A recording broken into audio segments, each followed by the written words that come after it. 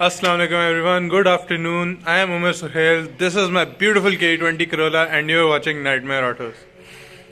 मेरी करोला की रेस्टोरेशन तो हो गई, ऑटो शोज पे जाना स्टार्ट होगी, लेकिन रेस्टोरेशन की जो वीडियो थी वो जो सारे स्टेज वाइज दिखाना था वो कब से लटकी हुई है, तो मैंने सोचा आज वो फटका दें। अगर आप इसका रेस्टोरेशन प्रोसेस फॉलो कर रहे हैं तो आपको पता होगा कि हमने सिर्फ ये शेल 1 लाख रुपए का ख़रीदा था, फिर इसके पार्ट्स अरेंज करने के लिए हमने 80,000 की एक और गाड़ी ख़रीदी थी, उसके बाद इस गाड़ी का इंजन पे पेंट हुआ था और फिर इसके अंदर इंजन फिट हुआ था, उसके बाद इस गाड़ी के हमने प्लास्टिक्स रिपेयर किए थे एंड उसके बाद फिर फाइनल प्रोसेसेस रह गए थे। फाइनल प्रोसेसेस में था एक इसकी डेंटिंग होनी थी, इसका इलेक्ट्रिकल काम होना था, इसका पेंट रहता था, इंटीरियर का काम रहता था और वो सारे काम हम इस वीडियो में कवर करेंगे। So if you are interested in watching that and seeing this car come to completion, video end तक लाजमी देखना।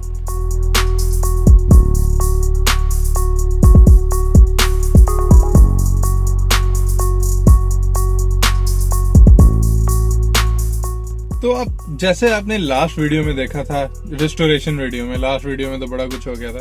इंजन हमारी गाड़ी में लग गया था, ये गाड़ी स्टार्ट होके अपने जोर पे वर्कशॉप से चल के घर तक वापस आ गई थी।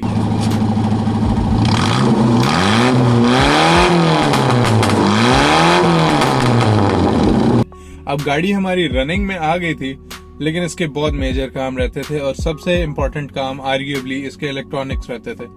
इस गाड़ी की हमें पूरी वायरिंग तो मिल गई थी दूसरी गाड़ी से and it was a perfect fit, काफी सारे ग्रिप्स उसके अंदर लगे हुए थे। तो उसकी वायरिंग फिर हमने खोली, उसकी वायरिंग सारी सेट करनी स्टार्ट की। मैंने पहले घर पे ही खोली, बड़ी देर ट्राई की, मुझे समझ ही ना लगे।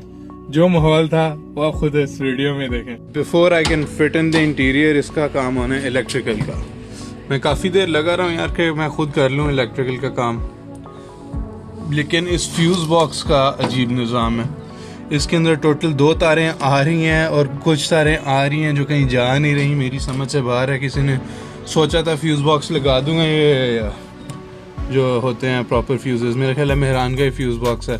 किसी ने कहा मैं ये लगा दूंगा और उसमें बस कहा, उसने लगाया कुछ नहीं। मैंने अपनी तरफ से जो जो चीज़ें मैं चला सकता था वो चलाई हैं। हेडलाइट्स मैंने ऑन कर ली थी एंड अब उधर भी एक अजीब मसला है, तार गर्म हो रही है। तो आई डोंट थिंक मेरे अंदर इतना है, एबिलिटी है इतनी कि मैं खुद कर सकूं सही। तो इस वीडियो में मैंने बड़ी देर ट्राई की कि यार मेरे से खुद घर पे वायरिंग हो जाए, लेकिन फिर एंड में थक हार के मैं इस गाड़ी को एक इलेक्ट्रिशियन के पास ले गया। इवन तो मुझे तकरीबन 70 to 80% समझ आ गई थी वायरिंग क्या सीन है, किधर से आ रही है, किधर जा रही है, बट आई थॉट कि जो काम प्रोफेशनल का है वो फिर प्रोफेशनली कर सकता है। अब इवन दो ये ख्याल इन इटसेल्फ ठीक है क्योंकि हर कोई नहीं कर सकता, मेरे लिए ये ख्याल बहुत गलत साबित हुआ।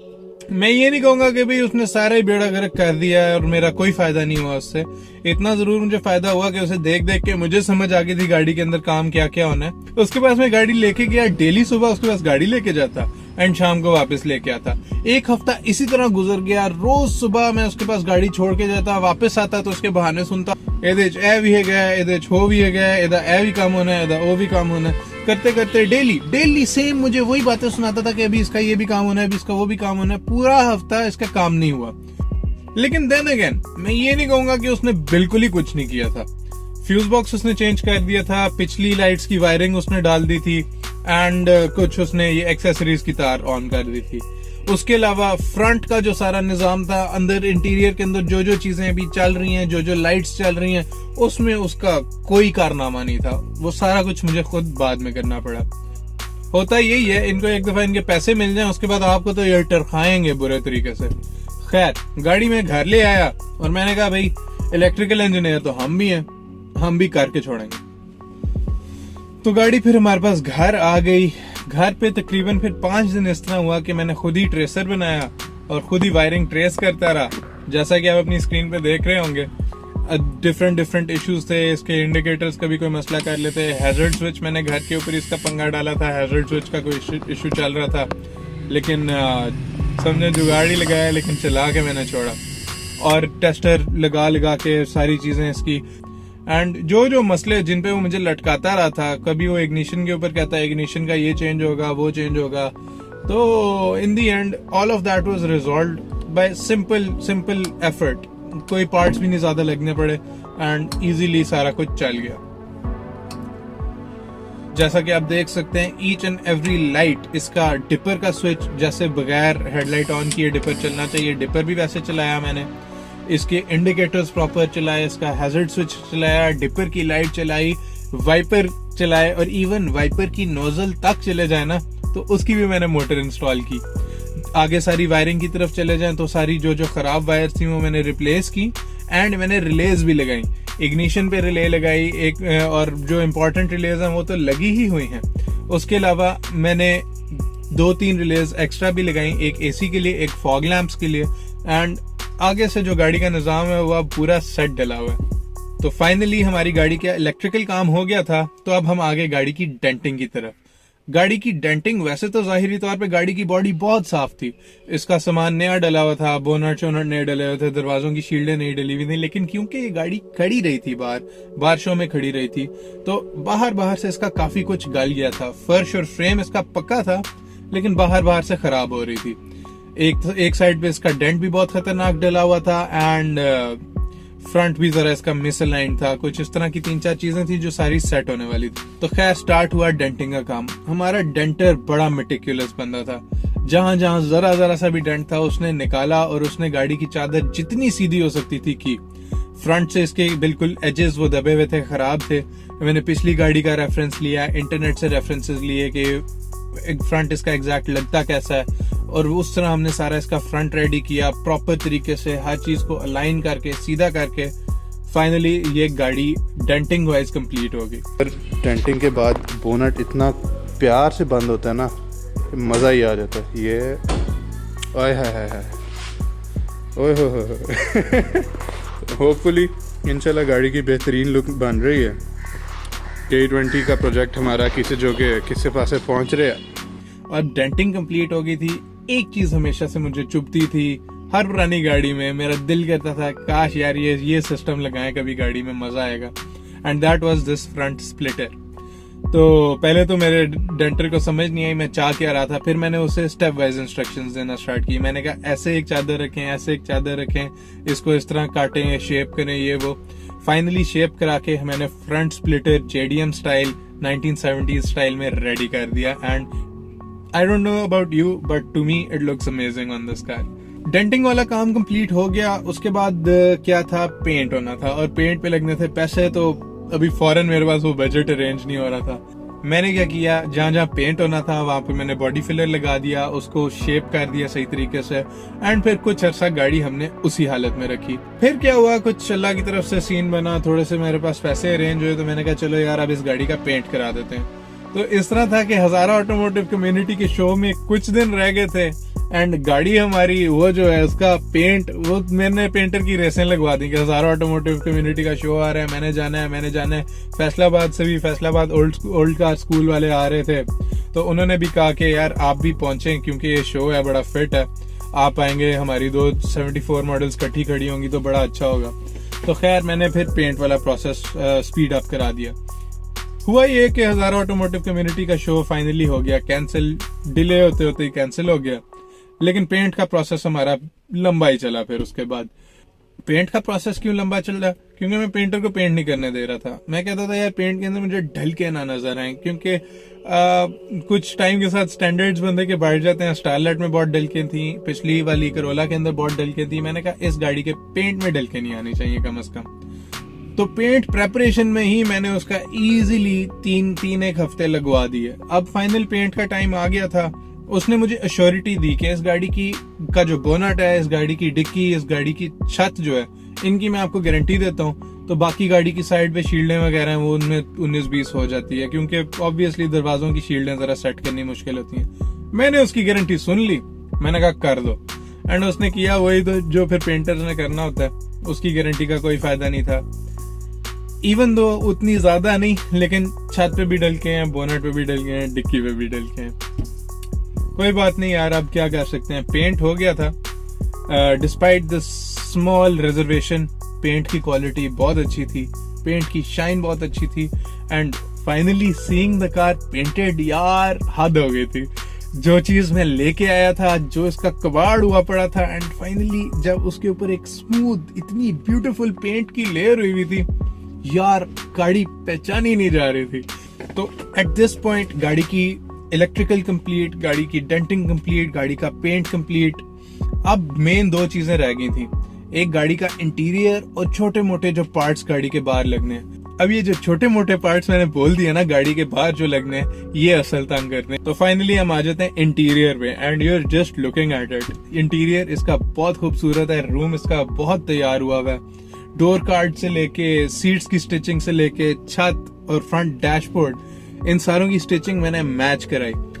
मेरा जिस तरह डेंटर बहुत अच्छा था, उसी तरह मेरा इंटीरियर वाला भी बहुत कैपेबल बंदा है। उसने डोर कार्ड्स हैंड स्टिच किए, उसने सीटें हैंड स्टिच की, and even on my last Corolla ये सारा कुछ हैंड स्टिच था। इनका ये जब कोशिश करता है ये बंदा, इसका कंफर्ट भी नेक्स्ट लेवल आता है एंड लुक तो कमाल ही निकलती है हमेशा। जब कोशिश वाले के पास ही मैंने रियर पैनल रखवा के उसके अंदर स्पीकर्स वगैरह भी फिट कर दिए, तो सारा इंटीरियर हैंड स्टिच फिट किस्म का रेडी हो गया। अच्छा, मजे की बात बताता हूँ, इसका जो बाकी सारा कुछ है, सीटें वगैरह, ये जो हैंड स्टिच करके मैंने अपने इंटीरियर वाले से लगवाए। कारपेट मेरे पास घर पे एक एक्स्ट्रा पड़ा था, रेक्सीन पड़ा था, मैंने इस गाड़ी के अंदर रेक्सीन ही लगाना था। रेक्सीन के नीचे मेरे पास घर पे जितने वेले कारपेट्स पड़े थे, कुछ तो मुझे जेन्युइन 1974 मॉडल करोला के कारपेट्स मिल गए थे, कुछ एक कारपेट वाला मैट होता है, 3-4 लेयर्स कारपेट्स की मैंने इसके अंदर डाली, क्योंकि मेरी पिछली करोला के अंदर आती थी हीट और मैं नहीं चाहता था इस गाड़ी के अंदर हीट है। तो इतनी सारी कारपेट्स की लेयर्स है नीचे, एंड फाइनली ऊपर सीटें फिक्स हो गई, एंड इसका इंटीरियर, आय हाय कमाल इंटीरियर रेडी हो गया। अब फाइनल चीज आ गई, इसके अंदर प्लास्टिक्स वापस लगाने। तो प्लास्टिक्स रेडी मेरे पास पड़े थे, मैंने चादर डाल के उनको रखा हुआ था। प्लास्टिक्स के साथ मैंने फिर बाकी एक्सटीरियर की चीजें भी अरेंज करना स्टार्ट की। इसके साइड व्यू मिरर्स अरेंज किए, इसके डोर सिल्स अरेंज की, ये अंदर वाला भी गोला ऐसे कहते हैं, बाहर वाला गोला वो अरेंज किए, शीशों के चैनल्स अरेंज किए, रियर व्यू मिरर अरेंज किया, और इस तरह की छोटी छोटी चीजें, हैंडल्स। ओ हाँ, सही जिस चीज ने मुझे तंग किया था वो था ये डोर कप्स। अंदर वाली हैंडल जो आप देखते हैं ना दरवाजे का, इसके ऊपर एक कप लगता है, हैंडल कप। अब ये कप्स क्योंकि ये 1974 मॉडल कार है, फ्रंट के तो मिल गए, रियर अभी तक नहीं मिले। आपको अगर पता हो किसी के पास रियर डोर कप्स पड़े हैं तो मुझे लाजमी कमेंट्स में बताना है, I am still looking for them. सारे प्लास्टिक्स लगा दिए, एंड वही व्हाइट वाली कार से बड़ा कुछ निकल आया था। एंड एक और बड़ी अच्छी चीज निकली थी, वो निकली थी यहाँ छत के अंदर लगती हैं डंडियां, जो कि इस छत को ऊपर रखती हैं। एक छत होती है जो चिपक जाती है, इन गाड़ियों में आती थी डंडियों वाली छत, और वो जो डंडियां थी वो भी निकल आई थी, जिनसे ये छत लगानी बहुत फिट हो गई थी, और इसकी फीलिंग भी इसी वजह से इतनी अमेजिंग आती है। फाइनली जब सारा कुछ फिट हो गया था, बाहर साइड व्यू मिरर्स, बम्पर्स, शम्पर्स, आप देख सकते हैं गाड़ी की लुक हो गई थी complete. It was a long journey यार। कहाँ मैं कलमा चौक पे लोडर पे उठा के गाड़ी लेके आया था, कहाँ अब आज ये ऑटो शोज पे जाके बर्नआउट्स मार रही है, अवाम को दीवाना कर रही है। कहाँ अभी वेल्डेड टिफ करा लिया है और अभी मैंने डोनट्स का मूड बना रहा हूँ। कहाँ ये वो शेल था जिसको कलमा चौक से इधर तक रेड़ना इम्पॉसिबल था, और कहाँ अब ये वही चीज है जो नथिया गली से हुआ है बगैर any trouble. This is the final episode of the Toyota Corolla restoration, and this has been a wild ride. मेरे घर वाले तो एक दफा परेशान हो गए थे जब मैं एक कबाड़ उठा के लाया था, बट बहुत लोग मेरे से पूछते हैं यार उस वक्त आपको इस गाड़ी में नजर क्या आया था। मुझे उस वक्त भी इस गाड़ी में यही नजर आया था जो आज ये गाड़ी बन गई है। मैंने कभी सोचा ही था कि यार कभी ऐसे मैं गाड़ी तैयार करूंगा, पुरानी सी पकड़ूंगा जो बिल्कुल ही खड़ी हो, उसको अपने तर्ज पे तैयार करूंगा, अपने हिसाब से तैयार करूंगा। आई thank my family, I thank my father who supported me through all this journey. I thank रोला कार क्लब जिन्होंने मुझे पार्ट सोर्स करने में बहुत हेल्प की, जिनसे जब भी मुझे गाइडेंस चाहिए हुई वो मेरे बड़े भाई सारे उधर थे। एंड फाइनली यार अल्लाह का शुक्र है, अल्लाह ताला ने मुझे तौफीक दी ये एफर्ट करने की कि I created the boogeyman. Why do I call it the boogeyman? Because there's a saying, you can't kill the boogeyman. And the same thing is about this car, mashallah. 50 साल ये गाड़ी सड़कों पे चल चुकी है, एंड अभी भी मजीद 50 साल और चलेगी इसको अगर प्यार से रखा तो। that's the story of this K20. And now that I'm concluding the journey of its restoration, I don't know कि अगली वीडियो क्या बनाऊंगा. ये एक किस्म का ना वो था, जब भी मैं सोचता था ना कि यार अभी एक वीडियो मेरी बनानी रहती है, करोला पे एक वीडियो रहती है, करोला पे एक वीडियो रहती है, ऐसे लगता था कि यार there is something I have, कोई ऐसी चीज मेरे पास पड़ी है जो मैं अभी लोगों को बता सकता हूँ अपनी गाड़ी के बारे में. But now that it's complete, देखते हैं अगली वीडियो क्या बनती है. थोड़ा सा सेंटी हो गया इस वीडियो के एंड में, है क्या ख्याल है? अगर तो ये वीडियो पसंद आई, हिट द लाइक बटन. अगर आप सब्सक्राइब नहीं है तो subscribe to the channel. And comments में बताओ यार, अगर आपने सारी रेस्टोरेशन सीरीज देखी है, what was your most favourite part of this restoration series. अब क्योंकि ये सीरीज एंड हो गई है, अगर आप कोई कंक्लूसिव कमेंट देना चाहें इस सीरीज पे, इस गाड़ी पे, I am open to your suggestions, advices. बाकी कीप वॉचिंग नाइटमेयर ऑटोज. अल्लाह हाफिज.